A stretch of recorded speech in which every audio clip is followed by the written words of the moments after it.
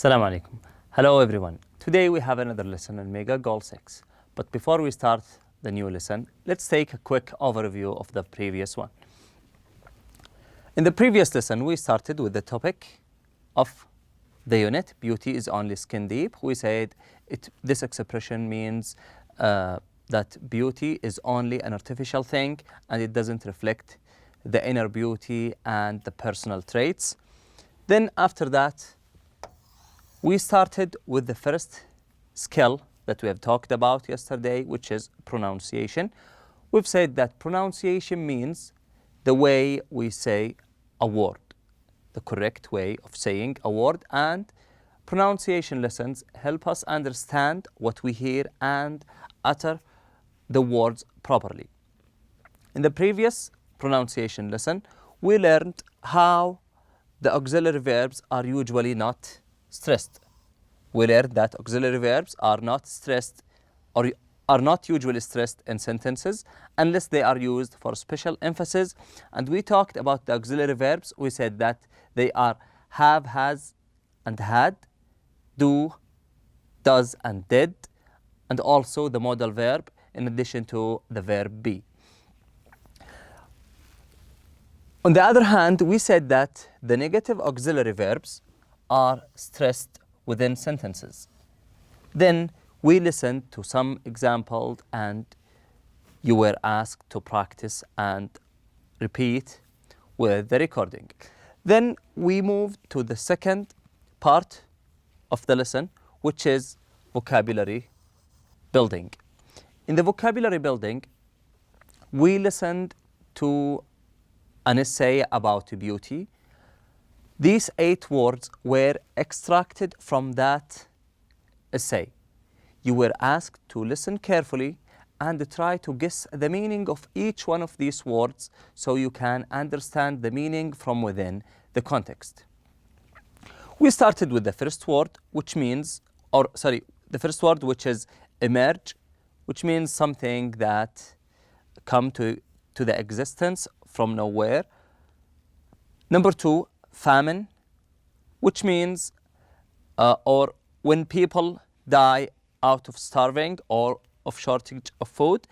Number 3, ideal is a perfect situation. Number 4, instinctive refers to something that happens according to the instinct, which is happening according to the feeling rather than the reason. Number 5, plump, a chubby or stocky person. Number 6, proportion, which means the suitability or the fitness of something with another. Number 7, standards are the measures of something. And the last word, vary, means the differences or the changes of something. And the answers for each one of these words are as shown here in this slide. Number 1 is D, 2, G, 3, A. Number 4 is B. Number 5 is H. Number 6 is C, number 7 is E, and the last one, 8, is F. Today on page 40, we have an essay that is changing concepts of beauty in history. Today we have the 8th skill in Unit 3, which is reading. We have here a before reading statement, which is describe the features that you notice when you first meet someone. This is absolutely, or the answer for this statement or for this question is going to vary from one person to another. Each one of us concentrate on things different than the other people. Some people focus on the appearance of other people's, their skin colors, the height, the weight of people. Other people focuses on how people speak. Other people focuses on how people are sharing their emotions, feelings, and how other people sharing their ideas. So each one has different concentration regarding the people they meet for the first time. So think about this statement and how do you describe the person, or what are the characteristics or the features that you focus on when you meet a person for the first time. Now we have here the title of this essay, which is Changing Concepts of Beauty in History. The word concept, what does it mean? Changing concepts of beauty in history. The word concept means the notion of something or the idea of something. So when we say changing concepts, means changing of ideas of people or the notions or understanding of people about beauty. So this is the meaning of the word concept, changing concepts of beauty in history. Now, before we start reading the essay, let's talk a little bit about how to read an essay or the strategies of reading an essay or an article or any reading piece you have. There are many ways. For example, we have the first type, which is the scanning. We scan if we read an article trying to find a specific information. If we are trying to find a specific information, that is scanning. We are just scrolling our eyes throughout this essay trying to find this piece of information. Once we find this information, we stop reading and we just use that information on whatever we want. This is called scanning or scan reading. Another strategy is called skimming. Another strategy is called skimming. What is skimming? Skimming is reading in a fast way, okay? Scrolling our eyes throughout the essay in order to understand what does this essay talk about. What is the main idea of this essay? This is called skimming. For example, you say, I skimmed through the book to know what is it about, okay? Then we have a comprehensive reading when you read something to get all the information it has and so on. Now we will start with the first part, but before we start in the first part, I want you to put some questions in your mind so you find the answers for these questions. The first one is, what is used to be considered as beautiful in the past, okay, and it is the other way around nowadays? The second thing is, how do men viewed beauty, or how do men showed their beauty in the past and nowadays? The last thing is, what are the things in common between the different cultures in the past, even though they don't have the media that we have nowadays, so that we can share the information and everything faster than in the past. So think about the things in common between the different cultures in the past, like the Greeks, Egyptians, and the Romans, the Roman people. Now we will go ahead and listen to the first part of this essay. Then we will go back and try to talk about the most important words or the new words in this part. Pages 40 and 41. 8. Reading. Changing concepts of beauty in history. Most societies place great value on beauty, whether in art and architecture, fashion and appearance, or design and advertising. Throughout history, elegance and beauty have been the subjects of admiration and fascination. In modern times, we have competitions to find the most beautiful, magazines to tell us about trends in fashion and design, and a billion-dollar cosmetics industry built around looking and feeling beautiful. Yet, despite the importance placed on beauty, one question remains: what is beauty? The ancient Greeks thought that proportion was the key to beauty. The Greeks believed that they had discovered the mathematical formula that represented perfect beauty, which was based on proportions in nature. According to this formula, for example, the ideal face was 2/3 as wide as it was high. Modern research has proven that the basic concept of the Greeks' formula, if not the formula itself, was correct. Beauty does seem to relate to proportion and balance.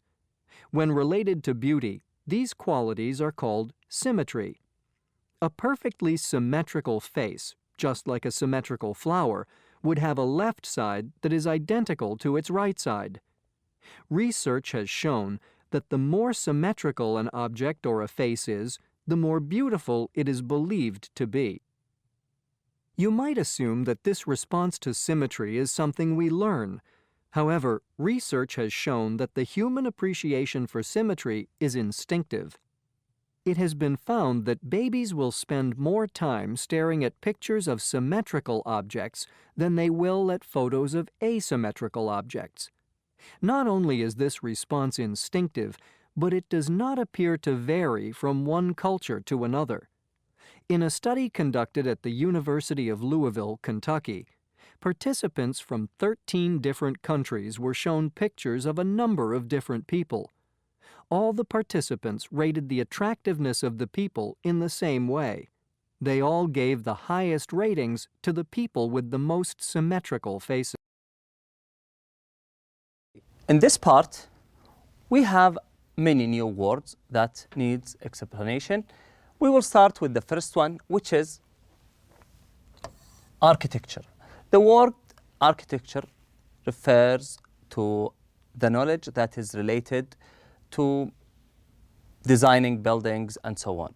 So architecture refers to the knowledge or the field of designing buildings and so on, and the person who works at that field is called architect. The second word is admiration. The word admiration, which means the liking of something. When you admire something, that means you like it so much. Then we have competitions. We have competitions to find the most beautiful person. What is the meaning of competition? When two people are in a race and they are trying to get the first prize, this is called competition.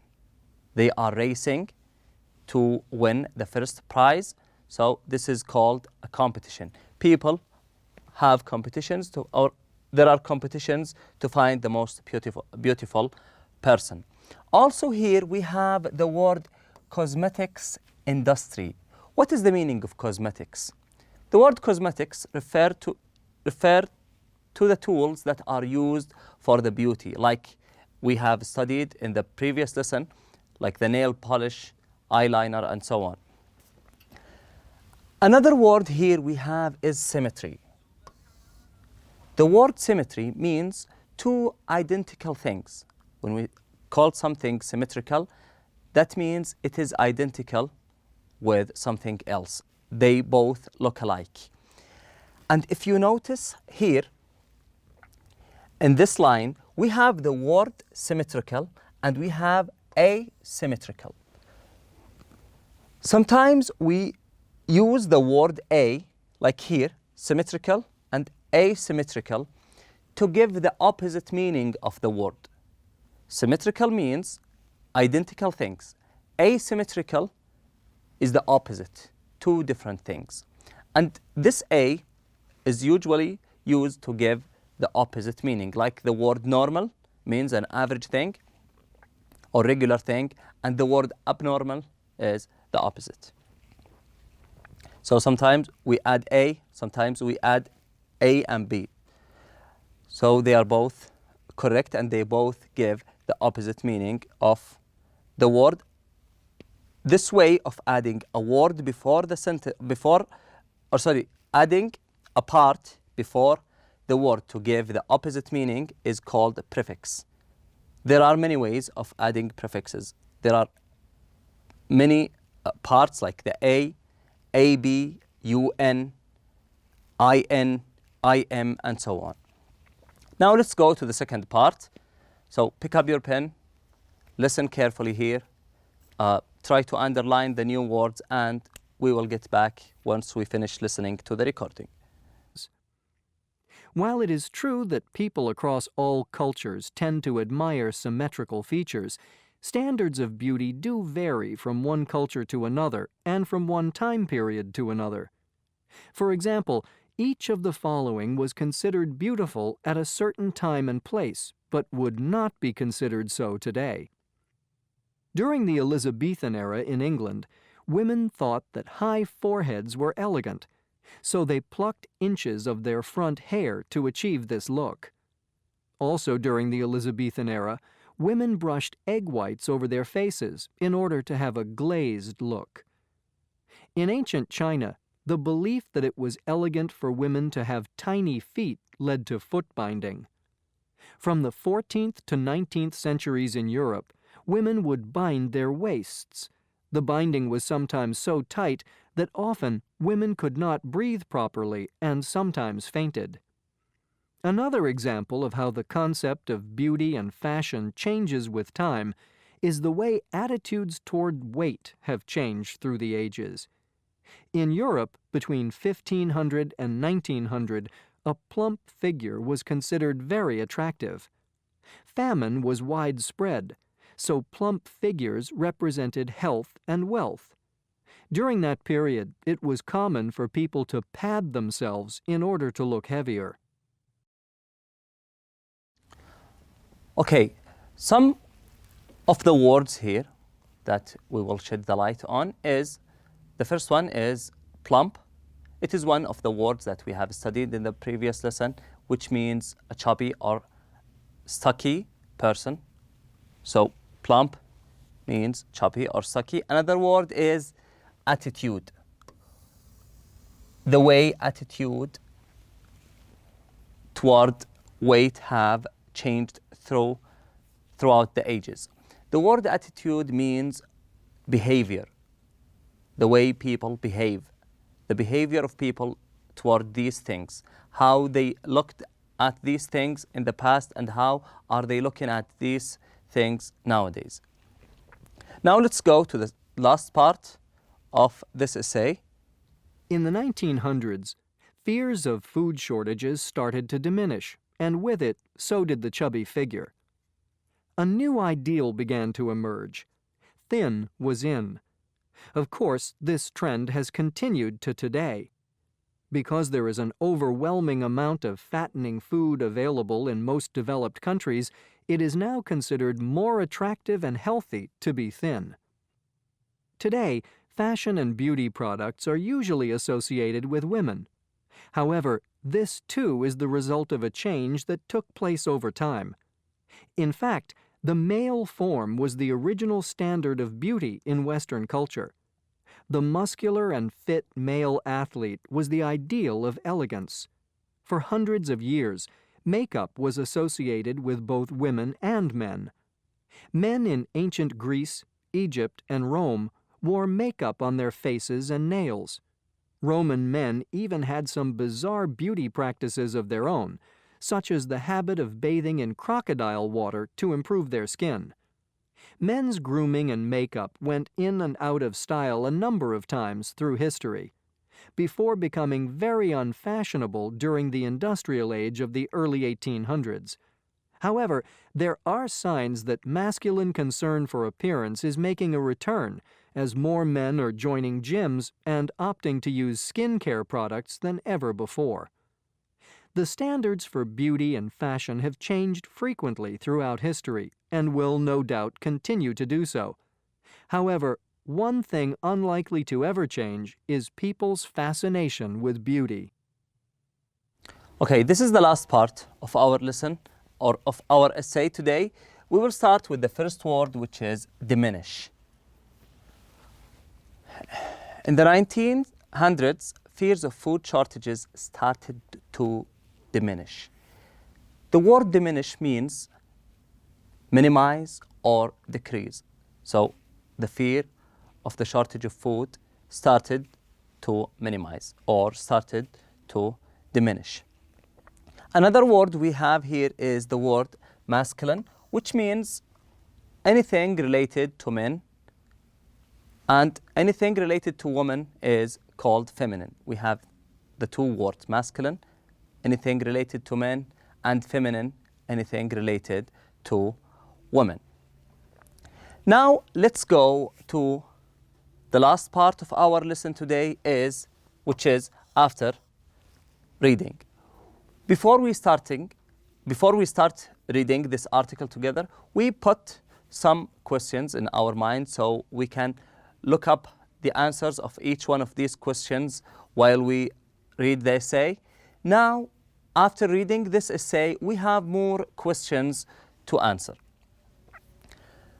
We have now 5 questions. The first one, how did the ancient Greeks view beauty? What did they base their formula on? Okay, now we have an after reading question. Questions that is related to your understanding, to your comprehension of what you have just read. So to be able to find the answer for each one of these questions, you have to find the key words in the question. For example, in the first one, we have some keywords. The first one, which is ancient Greeks view and beauty. Ancient Greeks view beauty, and also we have the word formula. These are the keywords that could help you find the proper answer for this question. Okay, so you can go ahead now, go back to the essay, try to scan for these words, ancient Greeks and formula. Once you find this piece of information, reread this information and try to get the meaning or try to understand this sentence or this paragraph. Then after that, paraphrase what you have just read. Once you read the answer, okay, you have many steps. Read the question. This is the first part. Find the key words like ancient Greeks, formula. This is the second part. Then go back to the essay. Once you go back to the essay, try to find these keywords. After you find these words, read the sentence, make sure this is the answer that you want. After you make sure that this is the answer you want, paraphrase the sentence. Rewrite the sentence by using your own words. Don't use the exact words in the essay. Use your own words, because using the exact words in the essay is called plagiarism. And we have talked about plagiarism in one of the previous lessons, and we said it's something that we should always avoid. So how did the ancient Greek view beauty? What did they base their formula on? Now you can pause the video right now. Find the keywords in each one of the questions. Go back to the essay, find the answers, paraphrase them, then write them by using your own words. Then after that, you can resume the video so you find the correct answer here. Now, what is the answer of the first question? It is, the ancient Greeks thought that proportion was the key to beauty. They discovered a mathematical formula. The ideal face was 2/3 as wide as it was high. Number 2, what is symmetry? How does it relate to beauty? Symmetry is when one side of something matches the other side. Symmetrical faces are considered more beautiful. Number 3, what has research shown? Research has shown that people across all cultures tend to admire symmetrical features. Number 4, give an example of something considered beautiful at a certain time and place in history. In ancient China, women practiced foot binding to make their feet look small. And the last question and last part of our lesson today is, how have attitudes toward body weight changed over time? In times of famine, it was more desirable to be plump. When food became readily available, it was more desirable to be thin. This is the last part of our lesson today. Thank you all for attending, and I wish you enjoy the rest of the day. Assalamu alaikum.